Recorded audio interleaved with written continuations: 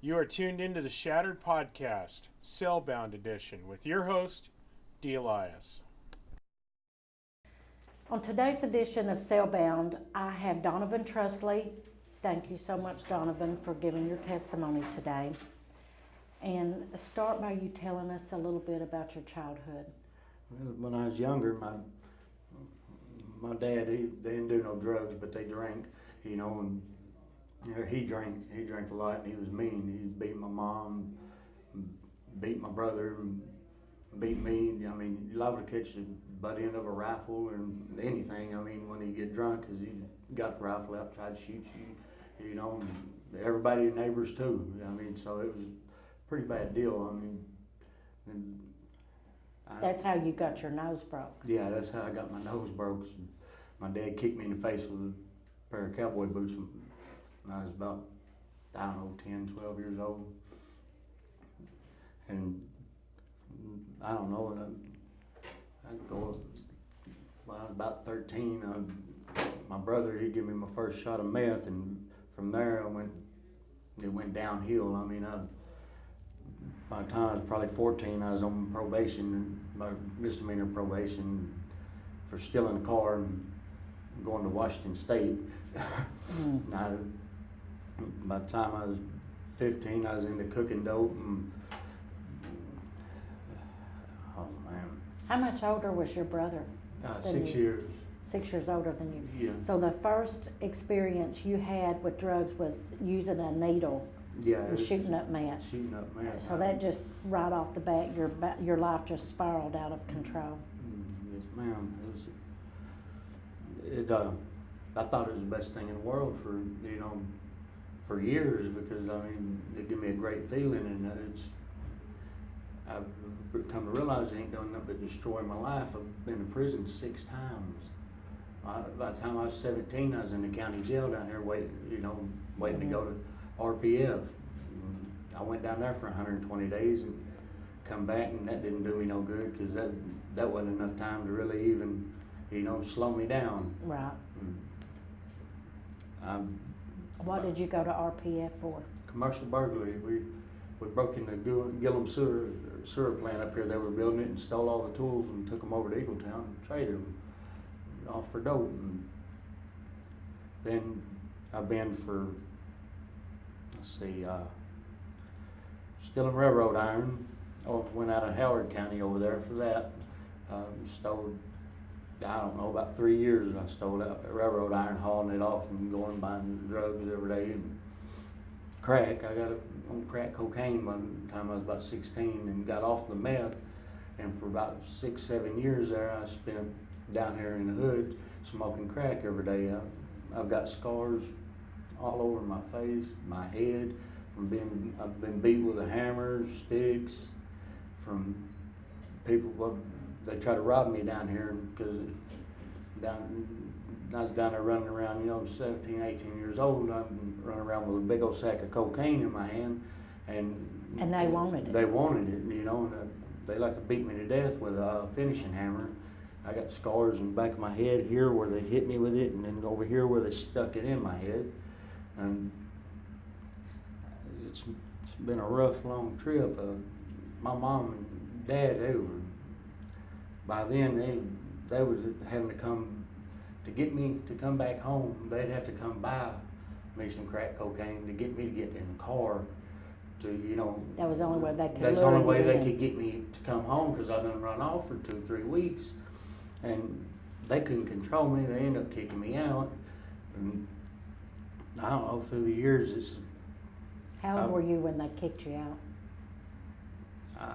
Probably when I come out of prison, right after I come out of prison, and I went straight back to getting high. I mean, I come out, and within probably 4 hours of being out of prison, I was high again, and thought it was, the best thing in the world. Yeah. I didn't see nothing wrong with it. And now that I'm getting older, I'm seeing, that I don't want to see younger generation coming up. I've destroyed people's lives. I mean, I've sold people drugs, and maybe if I didn't sell it to them, they would have never got it, and I mean, I see where I've destroyed people's relationships and their lives, and you know, it hurts to look at it and see. And I want my kids to understand that addiction's not an easy thing, you know. And Right.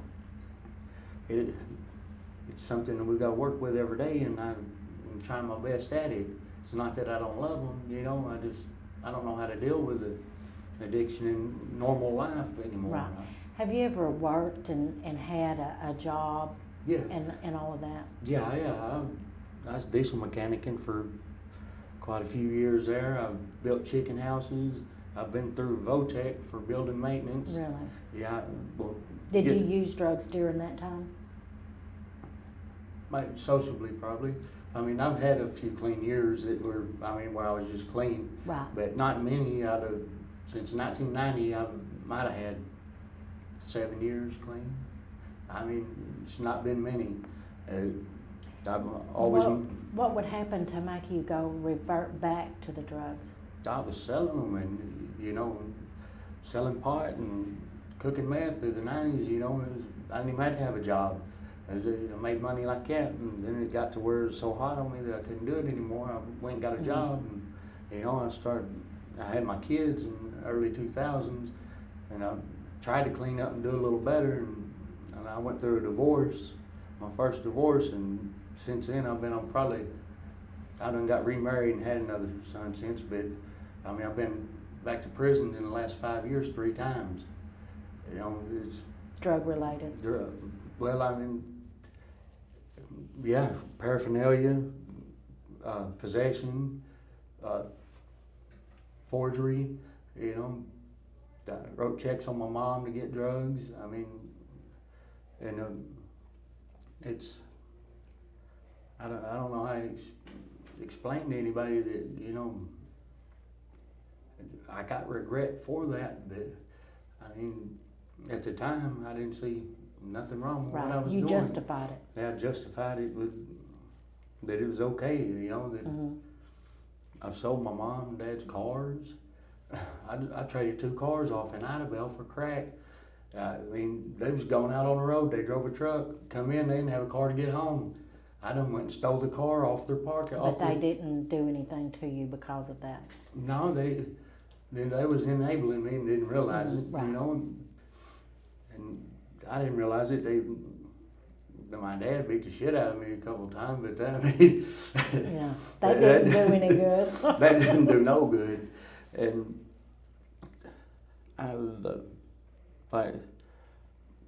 when I don't know how old I was, I couldn't have been no more than 18, 19. I'd moved in with a guy selling dope in Oxford, and we moved down to Rockaway Apartments in Ashtown. He was in a wheelchair. Well, he OD'd in my arms, and I run out there and called 911. I wasn't really a kid, you know, and he more or less died right there in my arms. I had holding him, you know, and they got him to the hospital, and he was a vegetable. I mean, he was on a breathing machine, but he never come back, you know. I've had it over here in D-Queen help carry somebody that died, walked in and sat down beside a guy that had OD'd, just sitting on the couch. He's deader than hell. Everybody in the house is high and they don't even realize it. Oh, wow. And I mean, I don't want to see our younger generation of children coming up and having to see this kind of stuff, because it kind of messes with your mind a little bit. Right. Well, nowadays, when they cook meth, there's no telling what they put in it. So you can get a bad batch, and if you do... My kidneys have shut down twice from it. Right. I've had to be airlifted out of Eagletown over there. I had to be airlifted out of a field because my kidneys had shut down. I was dying, and got out there, airlifted me out to Paris, Texas, and the doctor told me, he says, "Son, if you don't quit doing meth, you know, you're going to be on dialysis the rest of your life." Right. What I do... Permanent kidney damage. Yeah, what I do, I get out, catch a bus back to D-Queen, hitchhike back to my car in Eagletown, get in my center console, get high again, and take off. Next time I come down, I was in the county jail, kidneys shut down again. They had to carry me from here down to the hospital and put a catheter in me and get me on antibiotics and stuff. Get them. Just shows the grip that meth has on you. You know, I used to tell people crack cocaine had way more of an addiction to it, but it right at the moment it does, but it don't have near the addiction as meth when you come down to it, because I mean, I walked away from meth for a little bit, but I've always come right back to it. I mean, it's like a ball and chain I'm dragging around with me. Just waiting on the chance to suck you back in. Yeah, since I've been in this program and reading these books and stuff, I'm kind of taking this program to heart. Right. What brought you to jail this time? My kids called the police because I got in a fist fight with my kids in my yard. They weren't living with me. I put them out because they didn't like the traffic I had coming in and out of my house. They didn't like, me doing the dope. And how old were your kids? 17 and 19. Okay. And they come over to the house. I told them, I said, if you don't like my rules here, move out. So they did. And that's a good thing because they were not using, so they didn't need to even be around they're it. dead against it, Right. But they come back over there to see my little 4-year-old, right? Well, his was down at my sister's, and I told them, I said, look, if you're here to cause me problems, y'all done called the police out here on my house once. I don't want the police back out here. I said, if you're causing problems, just leave. Well, we get to arguing, and next thing I know, my 17-year-old hits me, and I didn't want to hit him. I just go to the ground with him, and he beat me up pretty good. And I got up and I told him, I said, look, son, I said, does that make you feel better to beat your daddy up? I said, beat up a junkie? He says, were you high? Yes, I was high. And he said something. So I told him, I said, well, look, you done beat me up. Y'all go on leave. And I be damned, he come back over and got on me again. Well, the second time we rolled around there and we fought a little bit. Well, I got up and I popped him when I was getting up. I told him, I said, look, I'm not going to keep taking ass whoopings from you. You're a big old boy.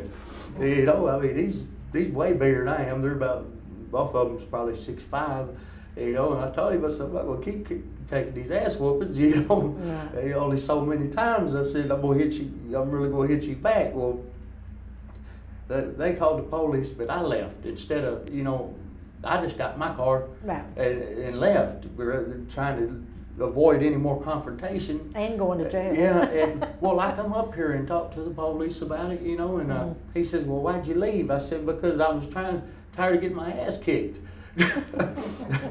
Well, they waited about 2 weeks there, and he said, well, let's see what the prosecutor says about it. Right. Well, they come and hit me with a misdemeanor and arrested me in all places, the Ratio Bank.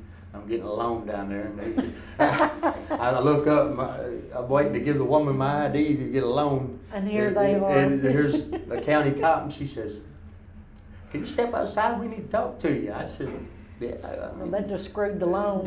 Yeah, well, my car title's still down there with the bank. And that's what I told her. I said, can I at least finish getting a loan? That way I can bond out. I really didn't feel like I was in the wrong, but I mean, in all reality, when it come down to it, if I would have been getting high, there wouldn't none of this happen. Right. My house probably wouldn't have burned. Right. So you came to jail on a misdemeanor? Yes. Yeah, I came on a misdemeanor, but I'm on parole, so domestic violence misdemeanor, if you've had 2 in the last 5 years, then they can give you a felony. Well, they bumped it up to a felony. And then they set my court date off until April, but I had a 90-day, automatic 90-day parole violation here. So they told me, well, I got in the courtroom and done the dummy, as I call it. I got up there, and we've been in the court about 4 times, and it's about the 4th time they've arraigned me. Every week they're taking and arraigning me, and I said, look, I done been up here for arraignment. No, this is your first appearance. I said, well, how many of them can I have? And then there ain't a first appearance anymore. And Mickey Buchanan, he comes over there, and he's like, I got this and stuff. I said, you're not even my lawyer. Get away from me. So I got the whole courtroom, upset. The judge, prosecutor. Which you don't want to do. Yeah, and Mickey says, I said, look, you're not my lawyer. He said, I wouldn't defend you. I said, well, I wouldn't pay you. He said, look, just come outside for a minute. He said, look, I'm trying to help you. And I got to talking to them, and they offered me this program here, and and I went ahead and took it because I feel like I need it. It might give me some structure to, when I get out. Since you've been in jail, what has happened? I've lost my house, my car. I got dope heads steadily stealing my stuff. And that's the reason that you lost your house due to a house fire. Yeah, and they burnt my car up because they had moved my car up next to the house. So it caught it on fire too, evidently. I hadn't seen it, from here. Mm-hmm. But my sister said it's all messed up. And you also lost your mom. I've lost my mom,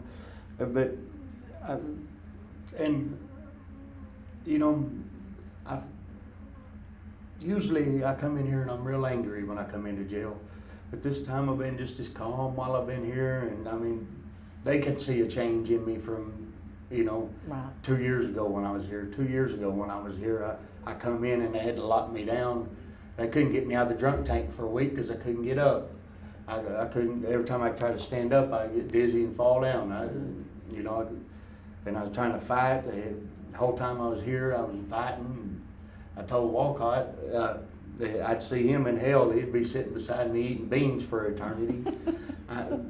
You had some pent up anger. Yeah, I was real angry when and this time my niece's boyfriend, he's back here in the back, and the other day I beat on the wall and I asked him, I said, hey man, where's my lawnmower?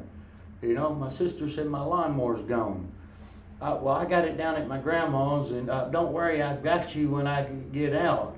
Well, you ain't had me the whole time I've been here. You've been living in my house. Y'all burned it down. I ain't got no rent from you. They didn't even come tell me it burnt. They just, I guess, assumed I'd find out from the police. Yeah. So if you hadn't have gotten the program, what would you be looking at? Would you be looking at going to prison? Yeah, I would have. When they bumped it up to a felony, I'd have been looking at going back for 0 to 6. I'd have probably got 2-3 years. Right. But I'd have probably got a year denial with it because I just came from down there, off a year denial because I've been poor release history and right. and new charges. I don't ever go back with just a parole violation. I've always got new charges. How is the program and services here and the RSET program, how has it helped you? The information, and I see that the community is out there backing us, for us to try to do better. I always usually assume that I'm on my own, Right. when I get out of here and I see that people are really, they do care and they're making trying to make a difference. Because, from what I see, there's a lot of people really trying to make a change around here, and it's, they ain't been trying to do that in the past. They just, book you and send you to prison. Right. And, I see in these classes we take, I see, information and ways to change, it's a lot of information they're giving us on, how to beat the addiction. How to, just get into meetings and all that, I never even thought nothing about going to no NA class or none of that. Mm-hmm. And I got a friend back here, he don't just read real great. I've sat and read the whole NA book to him since we've been in here every morning, and nobody thought I was going to do it. That helps you and him. Yeah, it helps me and him. Well, I'm reading it anyway, so I might as well read it out loud. Right. So everybody gets an understanding That's right. of it. Exactly. Do a group effort back there. So you are graduating in February and you go into the 9-month aftercare. Yeah. What are your plans when you leave here? Try to get somewhere to stay and file my taxes and get a job, stay in these classes and stay clean. I want to try to get a relationship with my older children, because they're pretty mad at me. They ain't came see me one time. Well, they just want their daddy to be clean and sober. Yeah, and I understand that, and I want them to understand, you know, that that's what I want too. And I'm proud that they're clean and sober. Yeah, it's they come out. My oldest one, he's got college.